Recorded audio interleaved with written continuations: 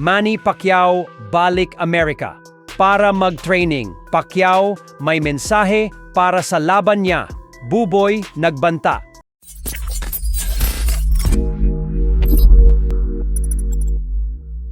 So nagtungo na sa Amerika ang ating pambasang kamao, 8 Division World Champion Manny Pacquiao para mag-training sa nalalapit niyang laban kontra sa current WBC welterweight champion Mario Barrios sa Hulyo 19. Matapos lumapag sa Los Angeles International Airport ay agad siyang sinalubong ng mga bigating boxing vloggers. Hindi na nga po nag-aksaya pa ng panahon ng ating pambansang kamao.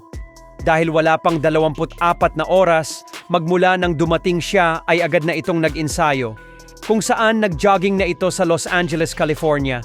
At pagkatapos nito ay dumiretso na agad siya sa wildcard gym ng dating niyang coach na si Freddie Roach. At dito, nagkaroon na ulit ng pagkakataon ang dalawa na magsama makalipas ang halos 4 na taon. Hindi na din nag-aksaya pa ng oras ang dalawa dahil agad nag-ensayo ang dalawa ng ilang oras. Isang patunay lamang po na seryoso talaga sila na talunin si Barrios. Samantala, nagbigay ng simpleng mensahe ang 8 Division World Champion sa mga fans na nag-aalala para sa kanyang kalusugan. Ayon kay Pacquiao ay huwag daw tayong mag-aalala para sa kanya. Habang ang longtime best friend and trainer naman ni Pacman, si Buboy Fernandez, ay nagbanta sa mga bumabatikos at nagsasabing masyado nang matanda si Pacquiao para muling lumaban pa sa isang world title fight kontra sa isang bagitong kampyon. Sabi ni Fernandez na huwag daw husgahan ang numero ng edad at mas husgahan ng mga ito ang kamao ng isang fighter. Kasi hanggang ngayon umano ay malakas pa din daw talaga nag-iisang Manny Pacquiao.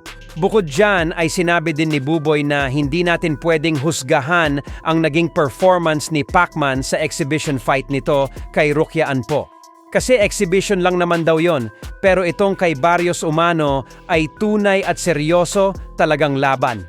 Madaming fans naman ang napapahanga sa training footage na lumabas nitong nakalipas na linggo lamang dahil kapansin-pansin na andun pa din talaga yung bilis ng kamao ni Pacquiao.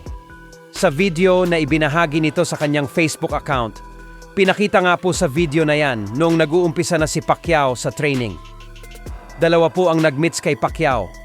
Parehas pong sumakit yung mga kamay nila dahil sa lakas ng suntok ni Pacquiao. Ramdam pa rin nila yung lakas ni Pacquiao kahit na may edad na itong 46. Sa dulo nga po ng video, nanlilisik ang mga mata ni Manny. Parang gutom na gutom ngayon si Manny na manalo.